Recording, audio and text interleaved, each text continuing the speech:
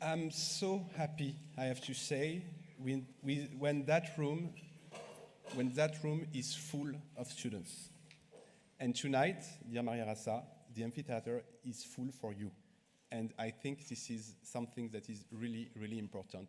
I have to say, dear Maria Ressa, dear Arancha González, dear Alice Antome, dear students, dear friends, I have to say first that I'm very happy, very proud, and very delighted to welcome you tonight for three main reasons. The first one, the name of our amphitheater is Émile Boutmy. I don't know if you know, but Émile Boutmy is the founder of Sciences Po. Sciences Po was founded 150 years ago. And Émile Boutmy was a journalist. This is a symbol. He was a journalist, and he was really in favor of freedom of information and freedom of expression. And I think there is something that is really symbolic tonight, to have you in that amphitheater, and we think about our founder, Émile Boutmy, that was a journalist and that wanted to create a new university with new principles, and again funded with the pillar of freedom of expression, freedom of information. I'm really delighted and very happy for a second reason, because of your fights, because of your stamina, because of your leadership. You received the Nobel Peace Prize in 2021 in recognition of your efforts to safeguard freedom of expression, which is a precondition for democracy and lasting peace. You have been harassed, you have been prosecuted because of your journalistic investigative work. You co-founded Rappler, the top digital-only news site that is leading the fight for press freedom in the Philippines. And I have to say that your struggle is so crucial. In 2022, 59 journalists were killed in the world.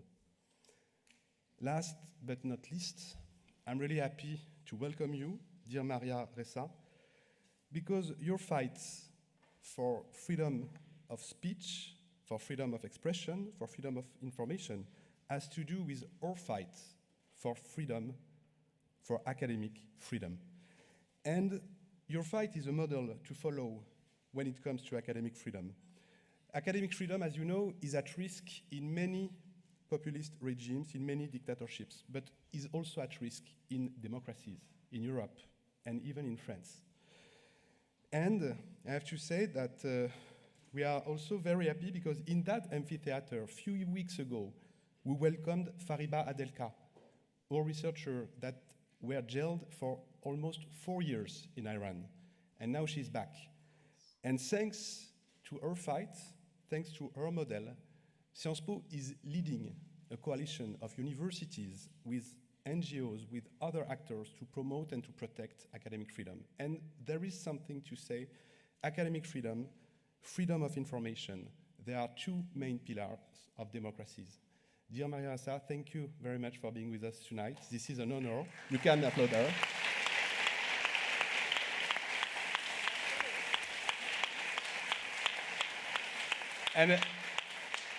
And we can congratulate the School of Journalism and the School of International Affairs for organizing that conference. Please.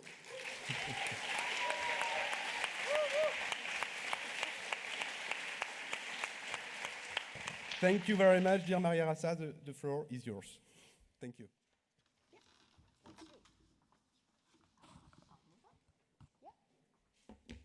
Okay, I'm really short, so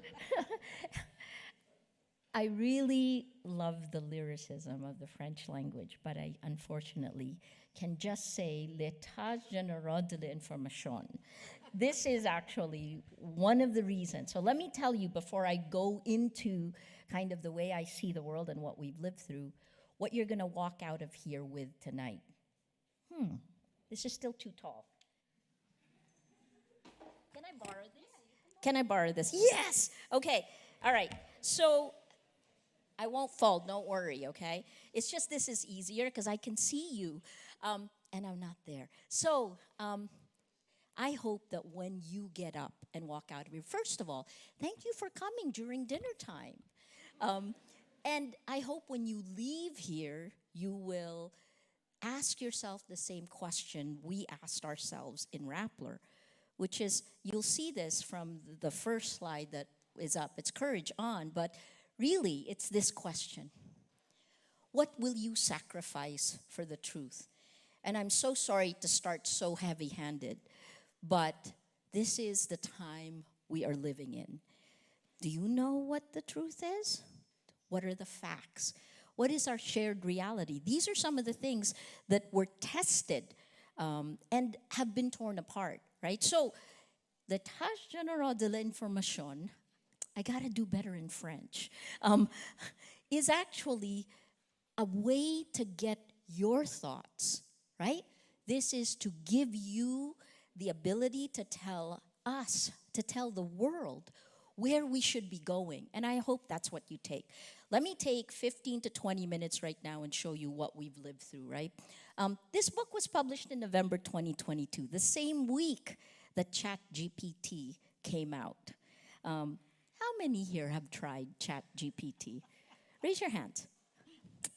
Very good. Yes, right?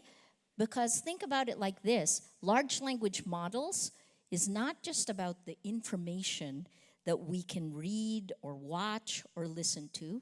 It is also about the information that is literally about the creation of life. It is about synthetic biology. It's about those 4 chemicals in our DNA that is literally going to change the way we live, who we are, what will happen in the future. So this moment is critical. Let me quickly show you. Come here. There. There's a French version of it. And the French, it doesn't like it when I'm not near. How to Stand Up to a Dictator is actually all about the lessons I hope that we'll take out of it, and I hope that you'll be able to see. But the 20 languages that it's been translated in show you what's at stake for us, right? This is Japanese, Korean, Mandarin. It came out in June, and it's coming out in Arabic, November this month. But let me summarize it really quickly in just these 3 things. We are caught. The war that is happening is not in the Middle East. It's not in Ukraine. It's in your pocket. It's in your phone. If you have a phone and you've downloaded any kind of the social media app, you're part of that war and you're part of the target, right? So it's a person-to-person defense of our democracy. And one of the most wonderful things about being in France is that President Macron has put a landmark initiative together to try to get your thoughts, your goals, your values. You can help define what it'll look like. So, person-to-person defense of our democracy. It isn't out there, it's here, it's in your pocket. The second thing is, the death of our democracy doesn't happen like this. It happens little by little. You know, in the Philippines, where I come from, the quick summary of Philippine history is 300 years in a convent and 50 years in Hollywood. 300 years under Spanish colonial rule, and then 50 years as a colony of America. We believe in Hollywood. But it's what I said happened to us under President Rodrigo Duterte is kind of like little cuts, so many little cuts in the body politic that you're bleeding in these cuts and you think, oh, it's only a little paper cut. It's only a little blood on the floor until you see that you've bled so much that the body politic dies. We're there, right? And then finally the last one is, how do we get through this? Whatever it is, and this works for you as a person, and it works for our democracies. Whatever it is you are most afraid of, think about it, touch it, hold it, embrace it, and you will rob it of its sting. In terms of Rappler, when the government filed 10 criminal charges against me beginning in 2019, and there was a shutdown order, we planned what would happen if we get shut down. What will happen if violence happens? And I workflowed it for my team, right? So this is, if 200 policemen burst through here, this is what every one of us will do. We workflowed it. We drilled it. And we're ready. But the worst things rarely happen. But if you plan it, everything else is better. It's kind of like Buddhism, you know? If all life is suffering, then everything is good, right? You take that. So my jokes aren't landing on you. So this goes back to you. These times require courage. And I'll ask you one last thing. The technology that connects all of us plays with our emotion. And it isn't the nice emotions. It is fear, anger, hate. So when you feel that, slow it down, think slow, not fast, because your courage will determine the fate of humanity, right? Let me quickly just go through where we are, that it really is data. How many people here are studying big data? Oh, wow, one. Yo, excellent.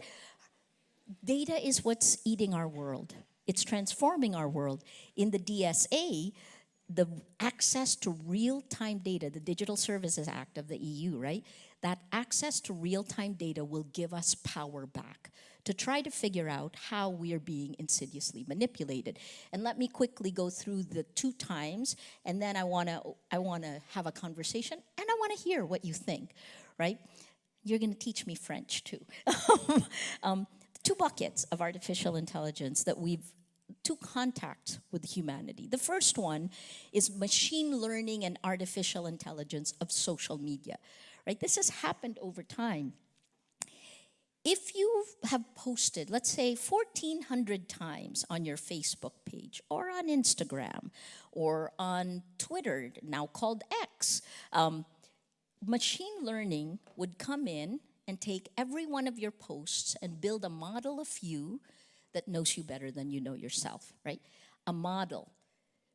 Change the word model to clone. So the companies say they own your clone because they used their machine learning, and then they took AI and took all of our clones and made that be the motherlode database. That database is how we're micro-targeted. Micro-targeting is not advertising, but that is the new advertising. Micro-targeting is using a company or a country that pays to nudge you at your weakest moment to a message. Did you did you approve the companies owning your clone? No, none of us did. But this is where data is. This is the way I think about the information river, right? When people talk about content moderation in the first one, this is a polluted river, and we take our glass of water, we clean it up, and then we throw it in the polluted river. What we need to do is to stop the factory of lies that is polluting the river, right? Because in that first contact in social media, machine learning, and AI, we know that in 2018, that social media spreads lies 6 times faster than facts. I'll show you that. But the most interesting time right now, which will be transformative to all of us, like when I sit and think about it, it blows my mind because it's like science fiction. It's like Star Trek. Generative AI. What you know as ChatGPT, but you'll also see other ways that it is changing our world. What is that? The large language models. And large language models is something that grew out of machine learning, right? They fed the machine so much data that it had neural networks. They tried to kind of imitate the way our brains work.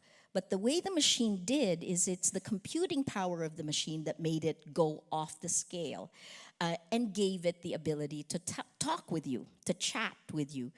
And look at how fast it's worked. If social media created all these harms in the past that we haven't addressed, generative AI, large language models, is moving at exponential pace before you even know it. So like GPT-2, right? GPT-1 was turning out parameters, that's what they would call it, at 1.5 billion parameters for every, like let's just say, I am Maria, right? It's defining what the word is. It's looking for, the first one was 1.5 billion.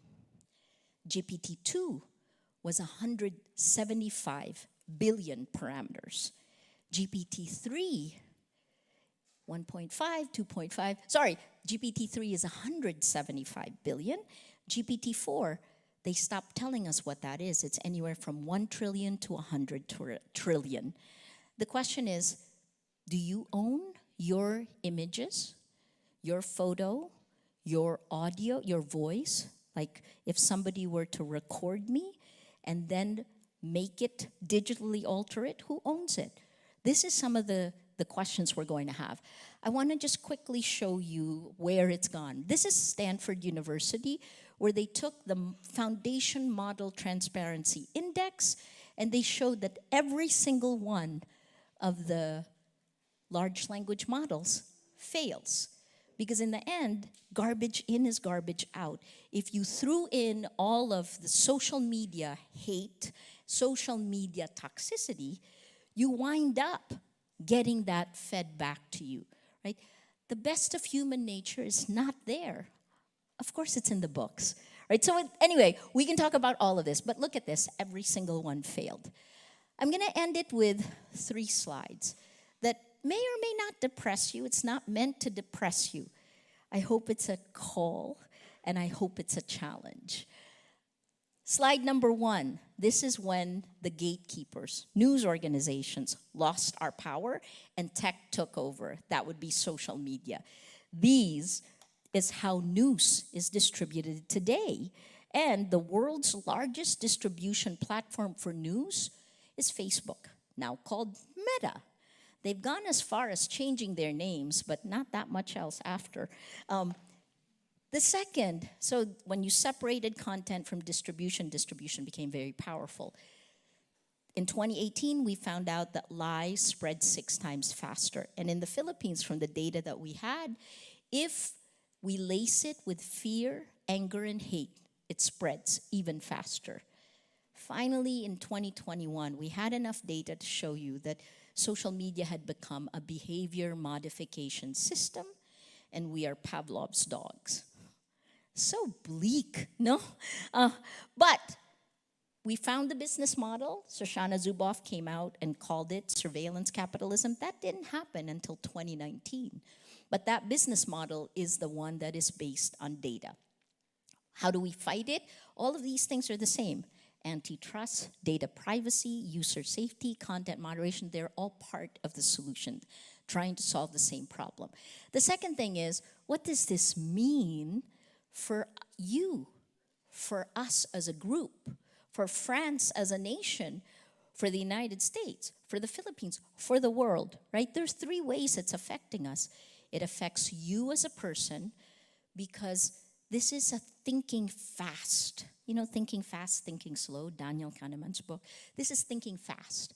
And it's meant to touch your amygdala, to knock you so that you act without thinking, right? That's why fear, anger, hate. That's why it is an attention economy. So you keep scrolling because they make more money that way. So the first impact is on you. Through your emotions, they change the way you look at the world, and the way when that changes, it changes the way you vote, the way you act. The second thing is, in groups, we behave differently, right? Like, you're familiar from the 60s, the Solomon Asch, the conformity studies, that more of us, 75% of us, will follow the group versus, like, we would behave differently in groups than we would alone. The groups, the mobs on social media have far more power than real life right now. Well, no, that's also not true because online violence is real world violence. The third one is something that I actually just heard a French psychologist say on Christiane Amanpour's show. What's her name? Wait, I will find her. But what's her name? Estelle Perel. Right, so she was in Christiane Amanpour's show, and she said that this changes in our brains and our emotions is literally creating a new species. I was actually shocked she said it. This is emergent human behavior, right? If someone is constantly, I talk about a devil and an angel on our shoulder. If someone is constantly telling you to do the wrong thing, if someone is constantly inciting hate, inciting fear, and you're constantly angry and hateful, it changes the way you act in the world, right? So emergent human behavior. And finally, between now and next year, the end of next year, there will be 65 elections in 54 countries around the world that will be critical. But there are 3 sentences I've said over and over since we lived this in the Philippines. When I saw lies become facts and facts become lies. If you don't have facts, you can't have truth. Without truth, you can't have trust. Without these 3, we don't have a shared reality. We cannot solve any problem like climate change, let alone have a democracy, right? If we're so busy yelling at each other and hating each other, how do we do this? So the question there is, the doomsday clock for democracy is ticking. This is what Etats, généraux de l'information wants to stop. You're lucky you don't have elections next year, but the 3 largest democracies in the world do. Indonesia is in February, the world's largest Muslim population. Taiwan is in January. Taiwan has been targeted by disinformation. India has elections, and then, of course, the United States later, right? So the kinds of pounding of the fracture lines of society by geopolitical information operations, you are the target. So what do you believe? How do you feel? Let me just, I'm going to pass through all of this. This is the stuff we live through. This is the attacks that I get. Have you had attacks like this? I hope you don't. But I was getting 90 hate messages per hour for doing a series in 2016. This is really yucky. Don't drink right now. This is the kinds of stuff that I was getting. I got this sent to me by my mom. But this kind of dehumanization is the first step to violence. Right? So you have to be careful about this. We've lived through this before. They used to call me scrotum face. It took the platform so long to take this down. And even when they did, so I'm not corrupt, but I do have dry skin. So they looked for how they could attack me. And they thought, okay, she has dry skin. Let's attack that. So the photos, you can see what they did. And then they took that scrotum face and added it. This is on Facebook, right? This stuff happens. It isn't the only. I'm not alone. I hope it doesn't happen to you, but if you are a woman journalist, a woman researcher, or a woman leader, you get targeted more. In the Philippines, at least 10 times more. This is a UNESCO report. Julie Passetti, who's in the audience, wrote The Chilling Global Trends in Online Violence Against Women Journalists. Look at some of this stuff. 73% experienced online abuse. 25% of that received threats of physical violence. And of that, 20% were attacked in the real world, right? It moves. Online violence is real-world violence. This is, again, in the UNESCO ICFJ report that came out last year, 60% of the attacks against me were meant to tear down my credibility. 40% was dehumanizing, was meant to tear down my spirit. It didn't work. You know what doesn't kill you makes you stronger. So let me end with this, right? Like how it is coming for us. Because in the end, the same thing happened with the violence on Capitol Hill, which is what happened to us, online attacks. Say a lie a million times, it becomes a fact. The stop steal the vote when they were saying that there is no voter integrity, that landed August 20th, 2019 on RT, a year earlier, that there would be no integrity of elections. And Steve Bannon picks it up August 11th, 2020. Tucker Carlson on Fox picks it up September 15th. QAnon drops it October 7th. Then President Trump, says it in November. And this violence, the first time ever on Capitol Hill, happened. We are easily manipulated, and oftentimes the smart people will say, that doesn't happen to me, it happens to those guys out there. The smarter you are, the harder you fall, because it is our emotions, right? And this graph was done by the Election Integrity Partnership. Look at what's happening to them now in the United States, the weaponization of the law. They've been called, they've been subpoenaed. I'm going to ask Camille. They've been called ahead, right? So the same things that happen in the Philippines, it is coming for you.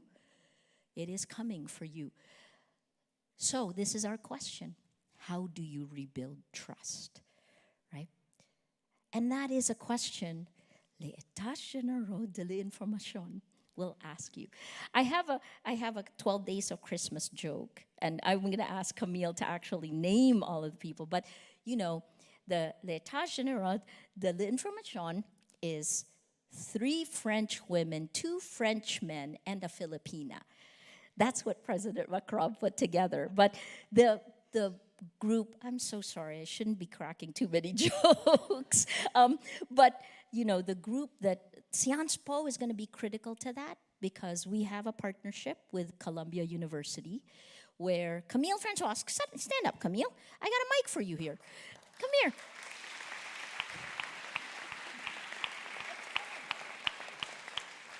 That's a trap.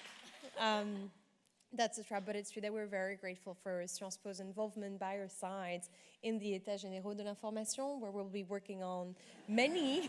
Yes, is that the thing you were? Where we'll be working on many topics, including the intersection of AI and democracy, and where we really do want to hear your voices, your ideas, your aspirations for what to do at this very critical moment.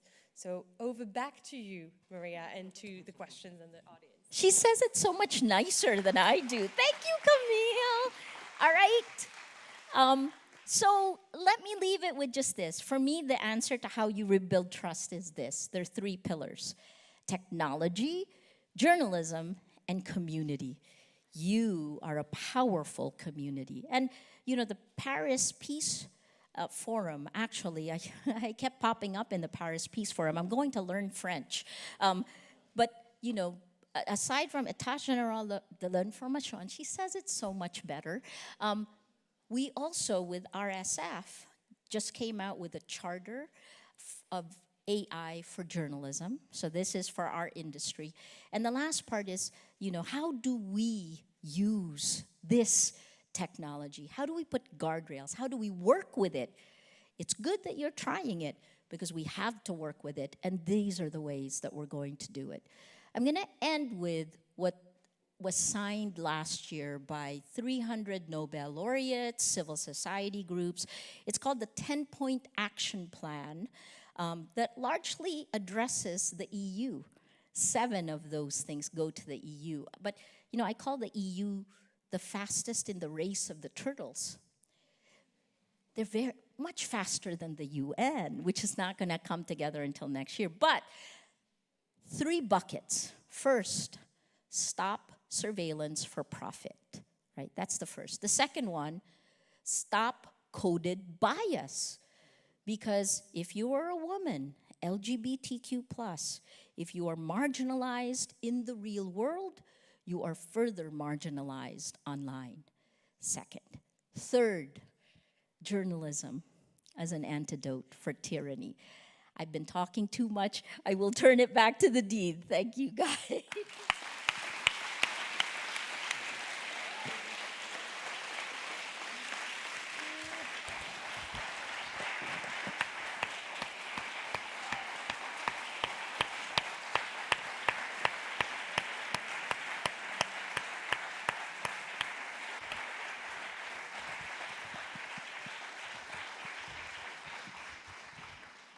All right. So the floor is now to you. Remember our charter. There are no good questions or bad questions. There are no good answers or bad answers. There is questions, answers, and great amount of respect, tolerance, and plurality of view. That's our charter, Maria. Oh, I Hope like you it. like that charter. Awesome. All right, so we're going to start with the lady over there, and then we'll go to the other side. Hi. Thank you so much for your talk. First Please of say all. your name. Tell me who you are. I'm Arushi. I'm from India. I'm studying journalism at Sciences Po, and which is why what you said initially, what will you sacrifice for the truth? It's something that I think of literally every single second because I want to be a journalist. And I think this is more of a personal question in the sense, how do you draw the line? Where do you personally draw the line, and which battles are you willing to fight? Which ones are you willing to lose? Because growing up in India, the journalism scene in India right now, and like you mentioned, we have elections next year, and there's extreme disinformation and hate speech online and offline. So, and journalists are targeted literally every single day. And I struggle with this question every day. Do you want, so, No, over to you.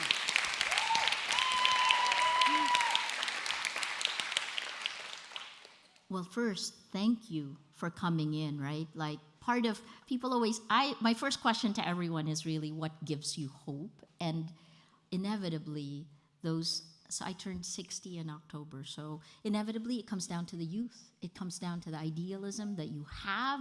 It comes down to you knowing the battle that you're walking into, right? How do I draw? I actually, in the book, draw the line is the very first thing. When you draw the line, you know that on this side you're good, and when you cross over, you're evil. It has to be that clear in your head, because as you get older, as you make more money, you will rationalize bad behavior. And you will know that while you're sitting there without any vested interests, if you've drawn the line well, then you go back to that, right? Like, that's part of, I think, I've lived a life of no regrets because of something like that. But look, I think in the Philippines, I realized that we couldn't give up you cannot voluntarily give up your rights, because when you do, you lose them. And that's what we realized in the Philippines. But you also can't do this alone. You do this with your community, right? Don't do this alone. I worry about our young, Rappler is only 120 people. Our median age is 23 years old, and it is 63% women. Not by design. I mean, we need more men. You know, so I think in your case, India is the massive attacks.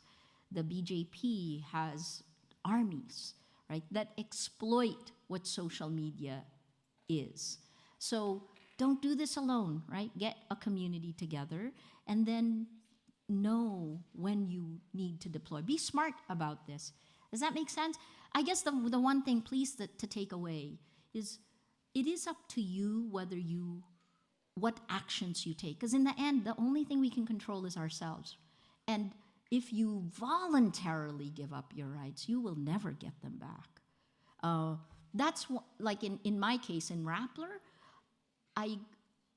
we did a team meeting where I tried to point out, and our team were the ones who said it, like, a decade from now, from the time when we were being attacked, that was 6 years ago.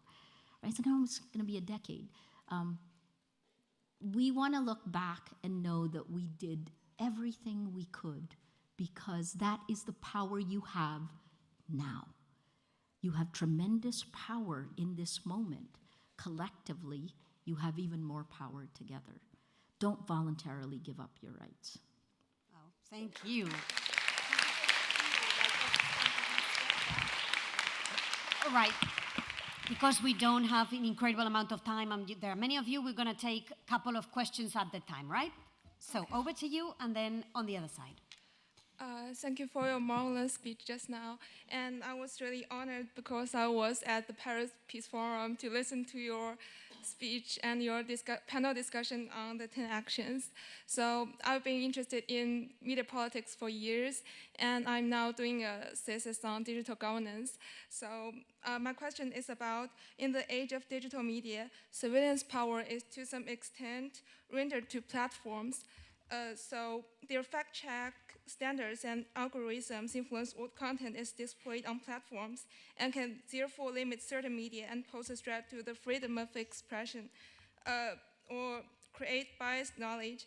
So how can we address this issue in a timely manner? For example, in like information war, and especially in warfares or in social controversies happening now. Thank you. Thank you. And the other one? Okay, I'll try to be really quick. I'm not a student anymore, a long time ago. I'll just say two things before I get to my question.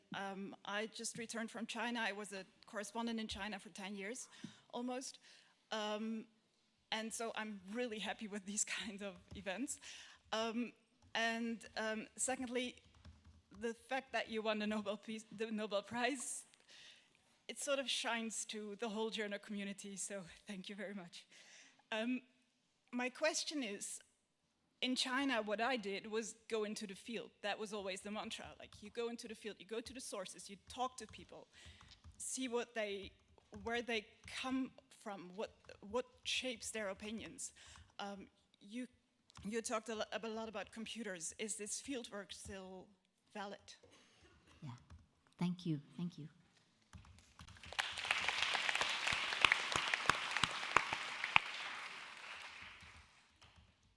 Want another one? Sure. Lady over there. We'll do three, All right. and then I'll respond. Hi, Maria. I'm Venus. I'm studying human rights here at Tionspo. I'm from the Philippines, so Hello, it's Venus. personally very great to see a Filipino for the first time on the Emile Butmi stage. And I was really struck by your final question, on how to rebuild trust. And I remember a statement you made in September 2023 when the final trumped-up tax evasion case against you was finally dismissed. You said that under the Marcos regime, we can see a lifting of the culture of fear. And I saw that in my networks in the human rights movement in the Philippines, a lot of people I knew did not share that sentiment, and rightfully so, because since Marcos took office, at least 4 journalists have been killed, and there have been at least 75 attacks on press freedom, which the Center for Media Freedom and Responsibility notes is higher than any one-year term of Duterte. So I want to ask you this question. I mean, of course, you have a different perspective, being the subject of the number one, I think, subject of attacks under the Duterte regime. Do you still stand by that statement? And if you could issue one challenge to the Marcos administration, to the Marcos Duterte regime, on how to rebuild trust, what would it be? Okay, fantastic. Let me take the questions in reverse order, and I'll go back, right? So Venus, I did say that there was a lifting of fear, and part of that was because under the Duterte administration, just to keep doing my job, I had to be okay with going to jail for more than a century, right? Like, who demands that kind of sacrifice from somebody, right? The first woman who asked the question. But this is the reality of being a journalist today. In many ways, you have to be ready to take what comes with it. The risks have escalated, the dangers are far more. You didn't say your name, the correspondent from China who had been there for a decade.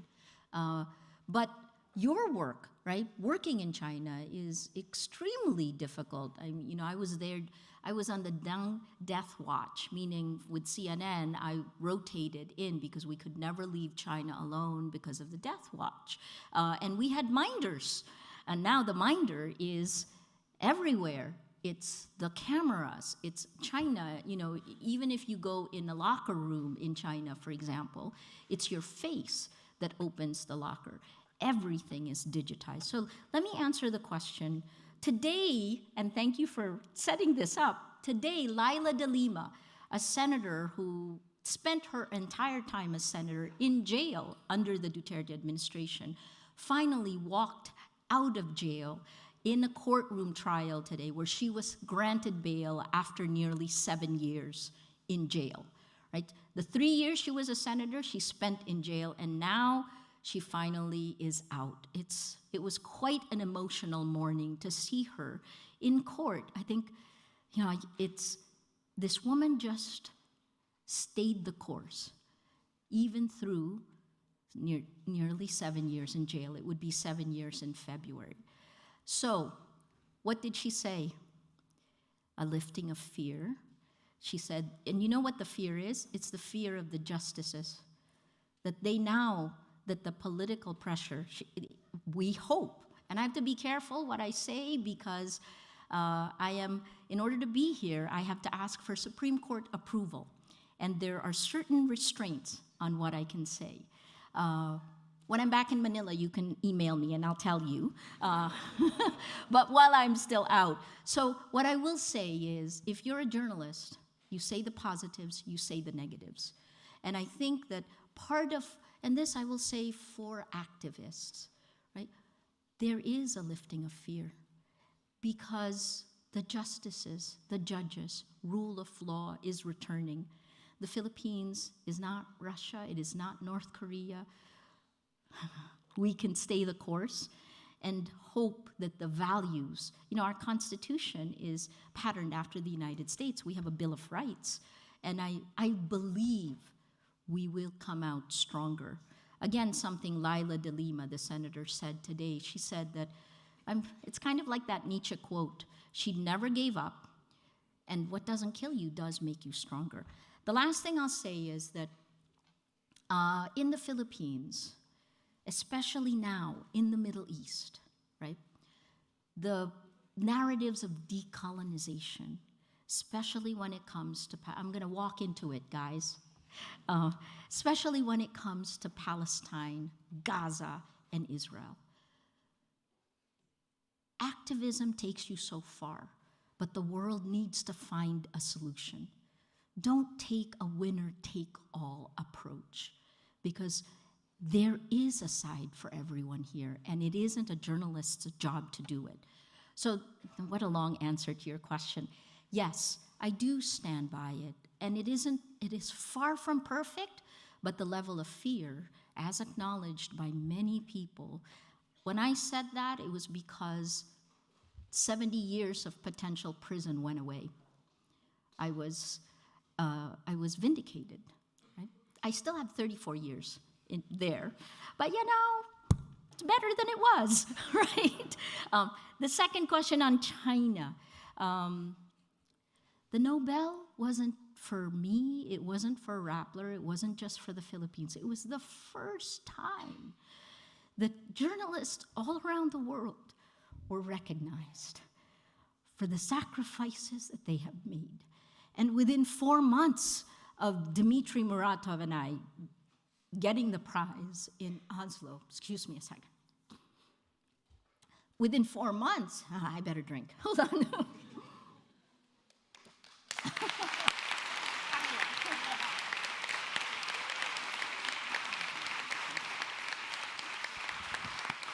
I'm back. Okay, you know you have to take your emotions and sit on them. You gotta be Mr. Spock. Within 4 months, both Dimitri and I were together again, and we were in Geneva, and both our news organizations were in danger of getting shut down. And as you know, his news organization has been shut down. Rappler is still here. Our lawyers told me in 2016 that I was crazy to stand up. There's a phrase in Indonesian, the nail that stands up gets the hammer. We're still here, right?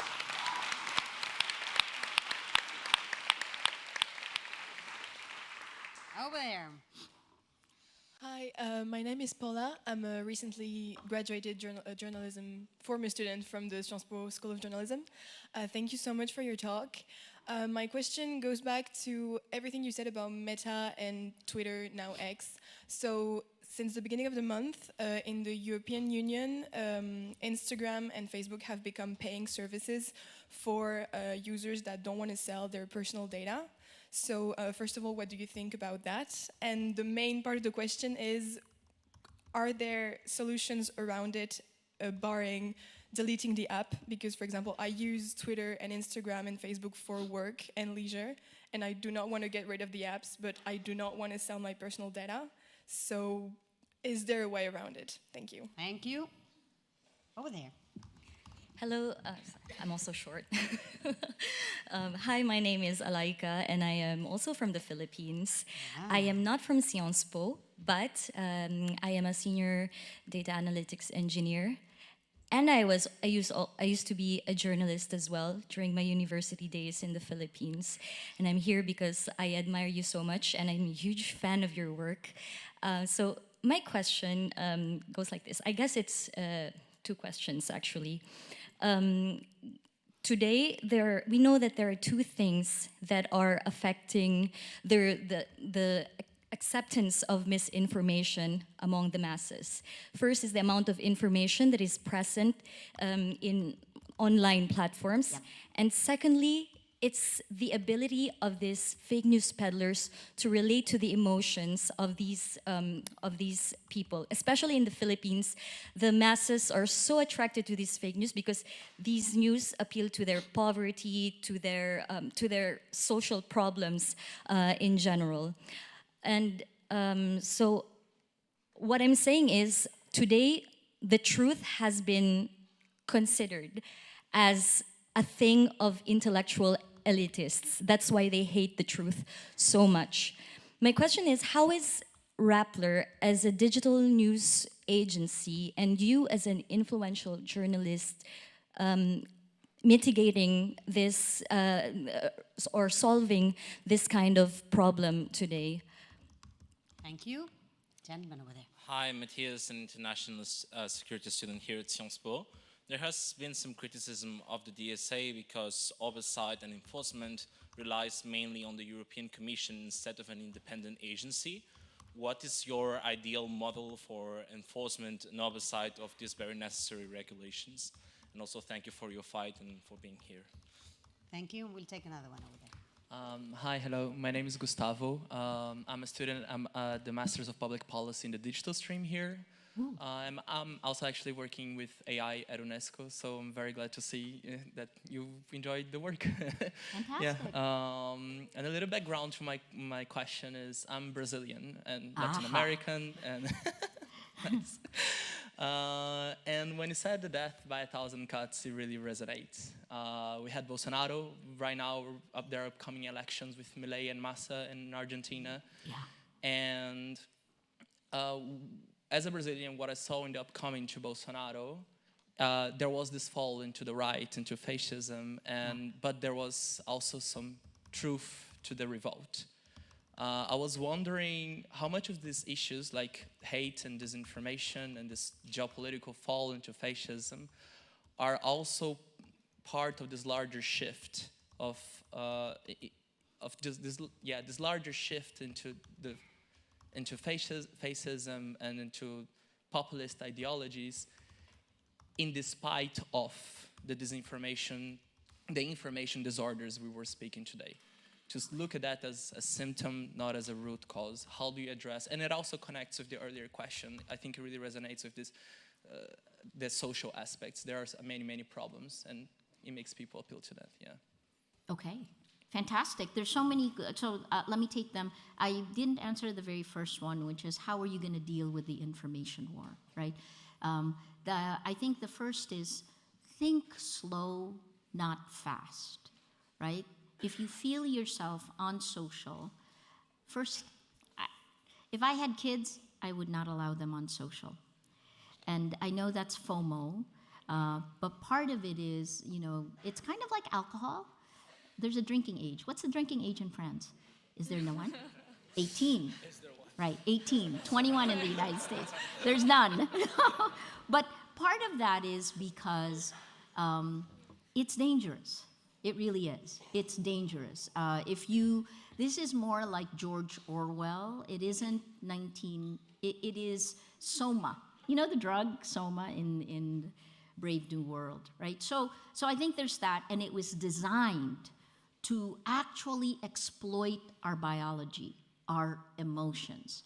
So think about it like this. When I want to be a contrarian and look for the bright side of things, It actually, tech has shown us that all of us around the world have far more in common than we have differences, because we are all being exploited the same way by the technology, right? Our biology is the same, and it is thinking, it's that amygdala, the push, and if you feel that, step back. If you can avoid it, step back.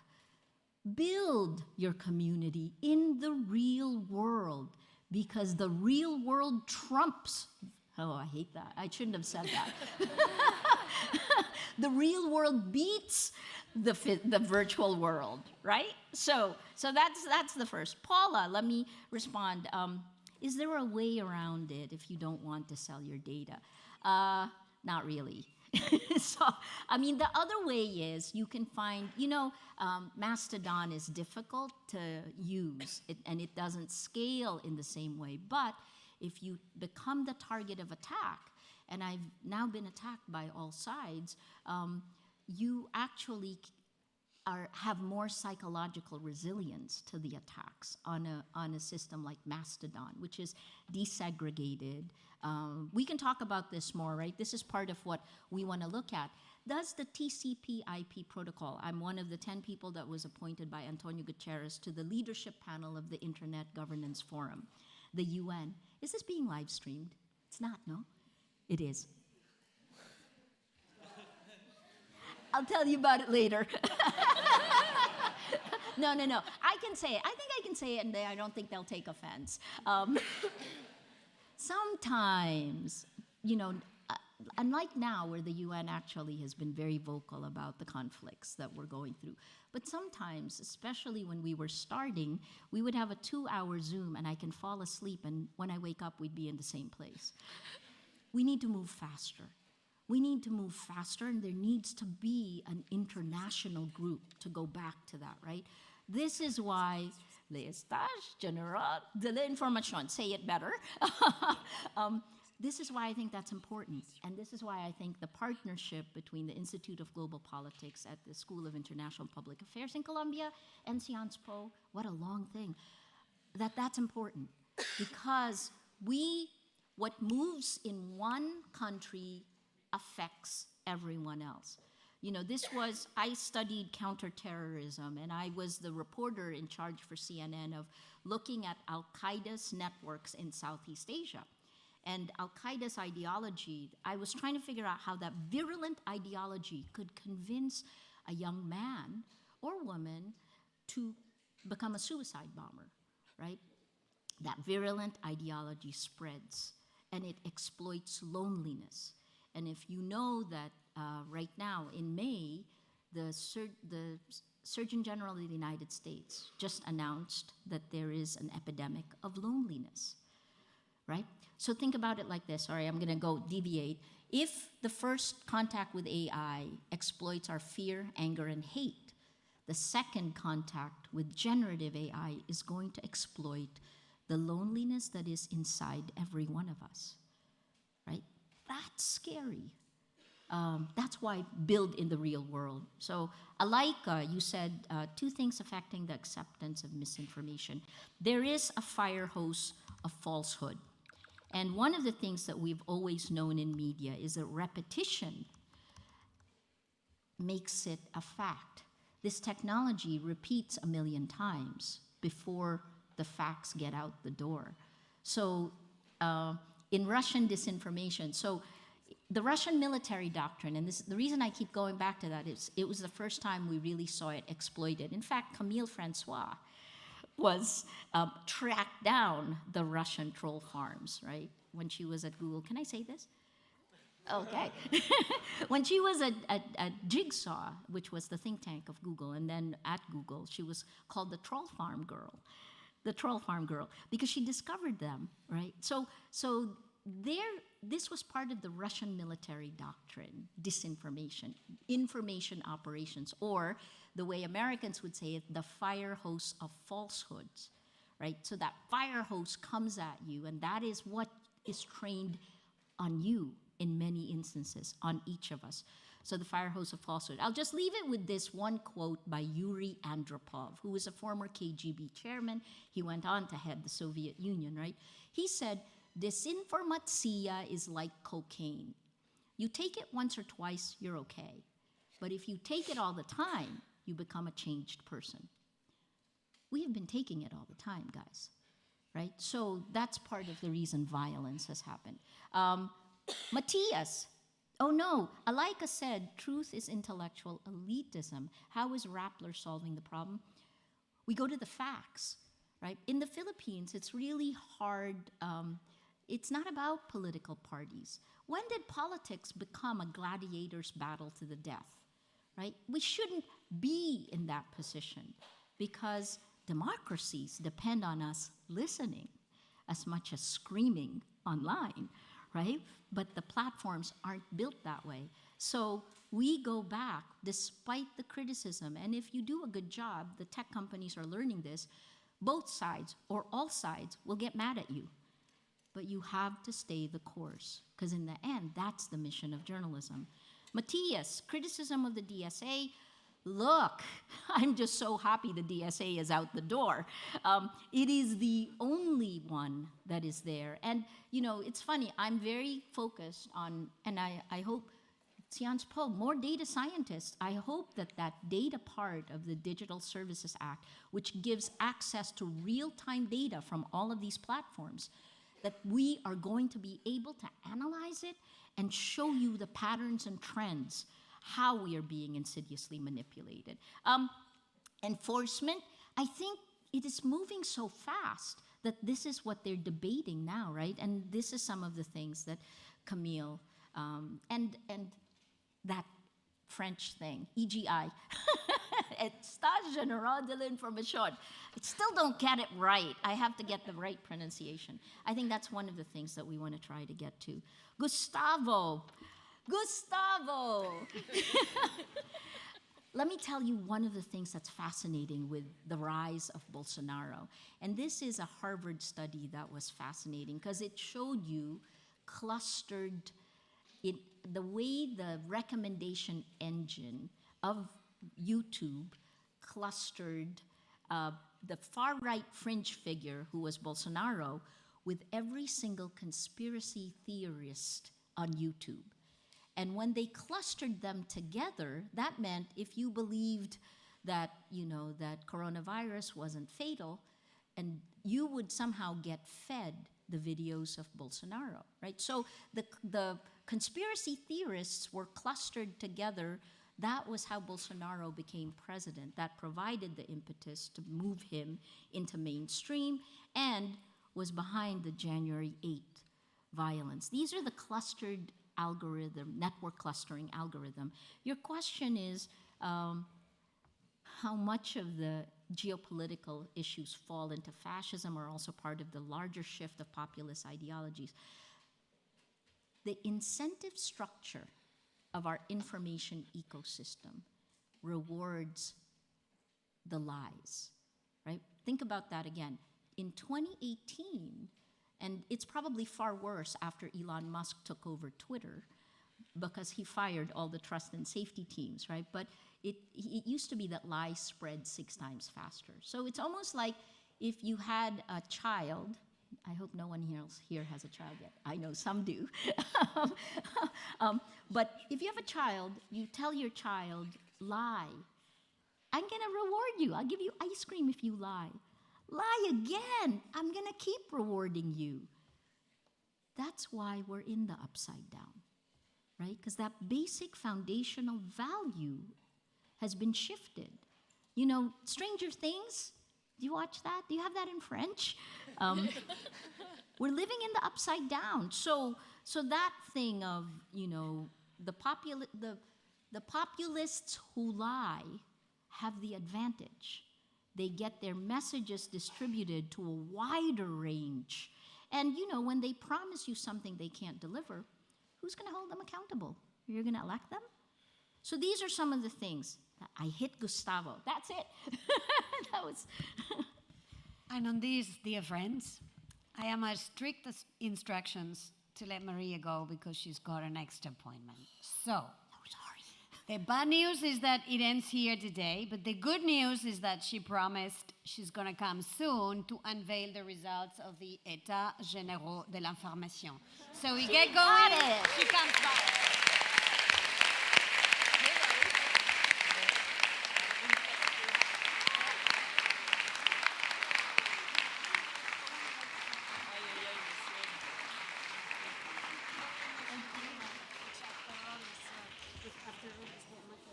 If you would hold on so that we can let her go, otherwise she will not get to her next appointment. Get out. Thanks. You're back. You're back. You're back.